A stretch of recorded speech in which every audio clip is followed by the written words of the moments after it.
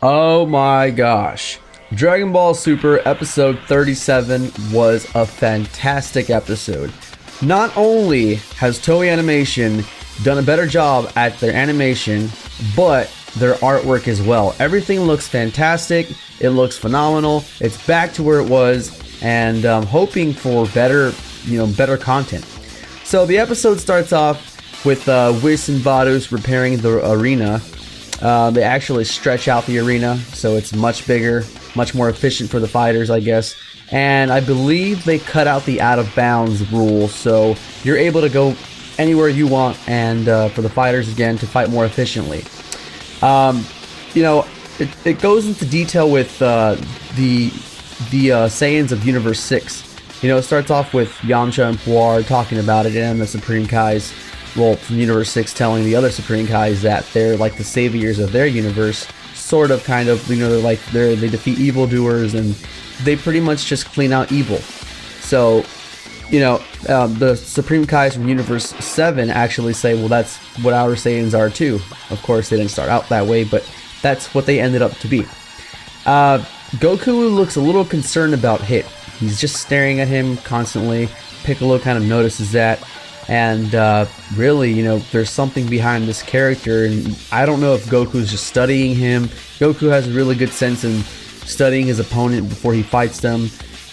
So this might just look pretty cool if, once the battle starts. I don't know. I'm not going to get into detail with that. So the battle starts off, Vegeta versus Cabba. I'm going to go ahead and call him Cabba. So before they're about to battle, Cabba gets in that stance, the whole Saiyan stance, and Vegeta kind of notices that. And as they're battling, Cabba's strength and his speed are pretty good. Actually, Vegeta was even surprised. I wouldn't really say Cabba was super powerful, but as I expected, and as a lot of you might have expected, Cabba is just a Saiyan learning how to maintain his strength and his speed. And he has a lot of potential. You can see that in his character. You can see that in his attitude. He's lost. He's a little confused. He's witnessed the power of the Saiyans of Universe 7. So he's kind of just starting to know his true potential, kind of. So Vegeta suggests that they transform into a Super Saiyan. But wait, before that, actually, Cabba does a Gallic Gun. So Vegeta does a Gallic Gun as well. So that's where it kind of goes into detail with Vegeta actually being very, very, very confused. Like, how does he know my moveset, or at least this move? And, he knows my stance too. Like, it's kind of confusing if you think about it. So Vegeta suggests a Super Saiyan battle. And Cabba can't transform. He clearly stated that he can't transform. And he told Vegeta to teach him in battle. Vegeta, of course, kind of got pissed over that. He said it was a stupid idea. And Vegeta just transformed into a Super Saiyan.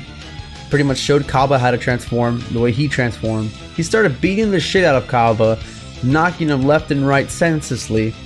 And Cabba was pretty much knocked out. Not knocked out, but really just dazed and confused, And so he says, I'm going to surrender. And Vegeta just grabs him by his shirt. And he tells him, you're not going to surrender. If you surrender, I will kill you, kill your family, and destroy your entire planet or whatever. So, of course, like every other Saiyan, out of rage and anger, out of trash talking them, and their especially their loved ones, Saiyans lose control. Vegeta was about to throw a ki blast at Cabba's face, and Cabba just knocked it out of his hand. Now, while Vegeta was doing all this, all of the audience were thinking like, well, Goku, Yamcha, Bulma, and Trunks, everybody pretty much, we're all wondering, is Vegeta being cruel again? Is he being, evil? Like, what's with him? Why is he beating him senselessly? How could he do that to him? And it looked pretty sad. I mean, Cabba was getting wrecked. So it kind of like made you feel like you were watching the old Vegeta, because he was just ruthless. And everybody was wondering, how could Vegeta do this? Is he evil again? And I think it was Beerus that said, or one of them, I don't know if it was Beerus or Champa, I kind of forgot, that said that if he kills him, he will be eliminated. So it was pretty intense to watch. And so once Cabba gets angry, knocks that ki blast out of Vegeta's hand, Cabba just phenomenally, dramatically transform into a Super Saiyan. And let me tell you, his eyebrows get a little thicker. His eyes kind of, morph into his eyebrows a little bit. It kind of looks like, your original Saiyan design. So it looked really cool. Cabba was really, really angry. The rage kicked in. And once again, he gave Vegeta a run for his money.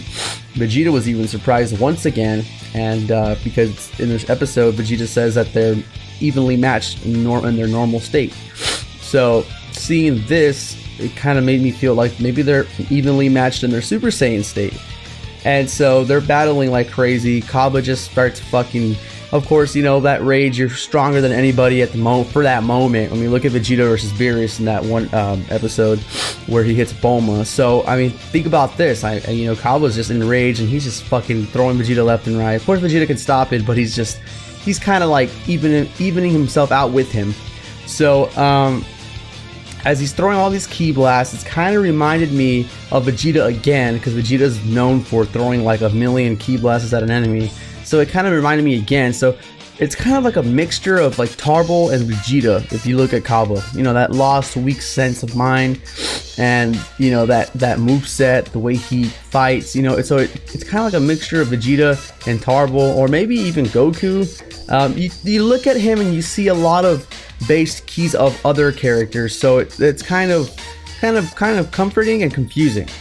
So Vegeta kind of just gets tired of it, and he's glad that Cabba learned how to transform.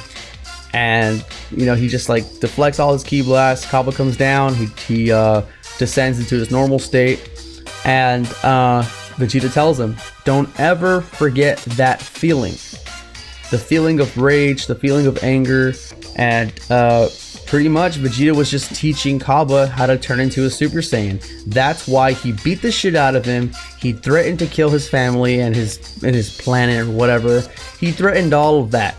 And so and Cabba's like, I see now, you're not the bad person, you just try to teach me. So therefore Vegeta kind of taught him the hard way, because that's probably the only way that Cabba would have got it. So I believe that it was a really, really touching moment for Vegeta.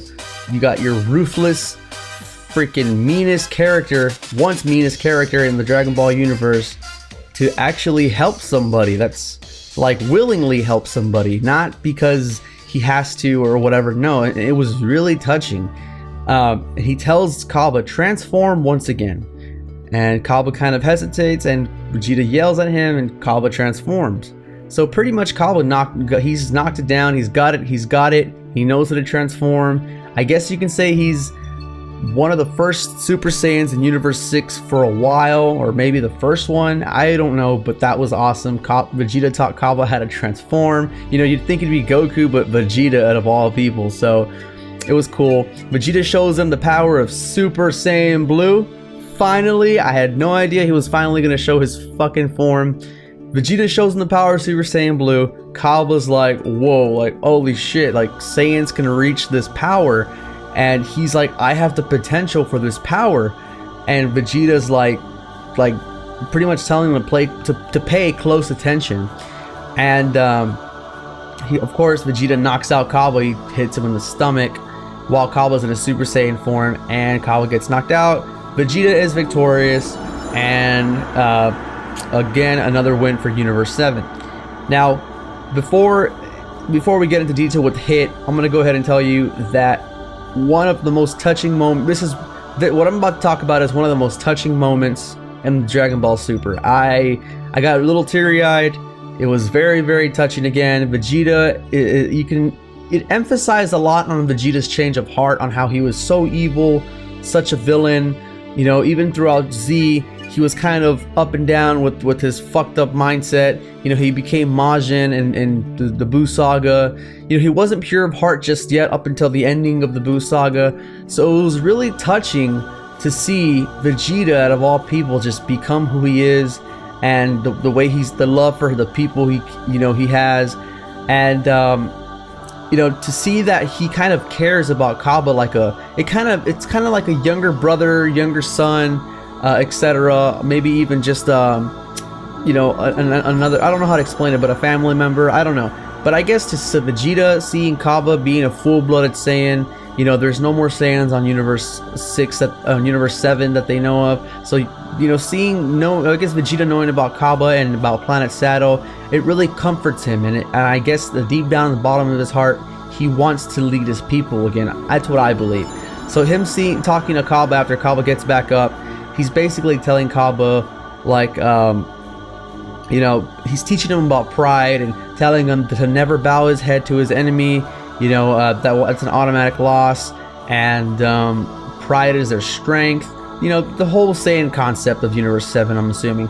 And so, you know, Cabba's like, yeah, I'm gonna be as strong as you one day. Vegeta kind of like he has a vase that he threw water on Cabba. He has a vase, he slammed it on the ground, and Cabba like gets a little scared. And I guess Cabba thought Vegeta's like, shut up, you're not gonna get as strong as me.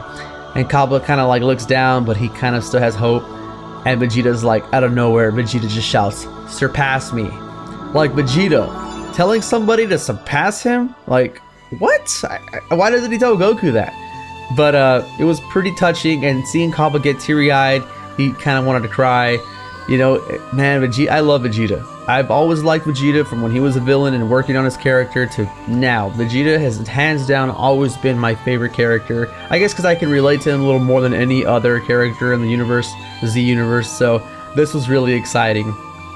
And I really like the character of Cabba, and I hope to see Cabba work with, you know, the Z Warriors. I love this episode, hands down. What I thought was going to be an epic battle was still an epic battle, but a training session for Cabba, and I loved every minute of that episode. Now the next battle is going to be Vegeta versus Hit, and from what Champa said, Hit is the legendary assassin of Universe 6. So that kind of makes me feel like, well, we know Hit's powerful, we can see it in the next title, but how powerful is he? You know, we see that he has a lot of, you know, attitude towards him, you know, like careless attitude, whereas it looks like he knows he can kick these guys, like Vegeta's ass or Goku's ass. Like, he doesn't care, and it's kind of scary for Universe 7. So what Vados was telling Champa is that he entered the tournament only because they bribed him that if they win, they will give him the cube. And you guys remember that cube is that I guess spaceship or spacecraft that'll, you know, take you from one universe to the next. I guess it's like a fast traveling kind of spaceship or whatever. I don't know.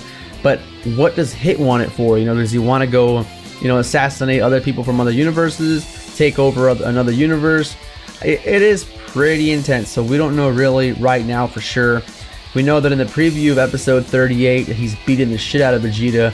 I'm not sure if Vegeta if the Super Saiyan Blue in that episode. Well, I'm not sure if Vegeta in a Super Saiyan Blue form is you know, at his full potential, because, you know, Vegeta fought Vegeta and that really weakened him, and then for him to be on and off of forms with Cabba, you know, you kind of think Vegeta's probably not able to fight at his full potential. He's probably limited. He's probably weakened. So that's why Hit has a better advantage. So now we go, hopefully, I'm hoping Monaka isn't really as strong as Beerus said. I know a lot of you want Monaka to be fucking huge and, you know, Monaka versus Hit, but I firmly believe that Goku is going to fight Hit. And now that Goku is fully healed, fully recovered from his battle with Frost, Goku can pretty much, you know, fight at his full potential because he hasn't been weakened by any other character or enemy, or his time hasn't been wasted. Not that Vegeta's time was wasted, but, you know, if Vegeta fights Hit at his full max potential, you'd probably see that Hit wouldn't be beating him so easily. So I don't know. But I hope that Goku takes out Hit and saves, you know, the Earth from being, you know, shifted to the other universe. But we'll see. I want to thank you guys for watching this review. I'm going to go ahead and rate this episode 9 out of 10. Now the animation, that's going to be a 9.5 out of 10. And the art is going to be an 8.5 out of 10. So thank you guys for watching this review. Let me know what you thought about this episode down below. Go ahead and like and share my video, and don't forget to subscribe. I'd like to see you guys come back and watch my further reviews, and also I will be posting theories and etc of Dragon Ball. This is going to be a Dragon Ball channel, and also probably going to be uploading a lot of workout videos. And it's just going to be one of those indie channels that has a different variety of cool stuff. So go ahead and check me out, and I will see y'all later. Peace out, guys.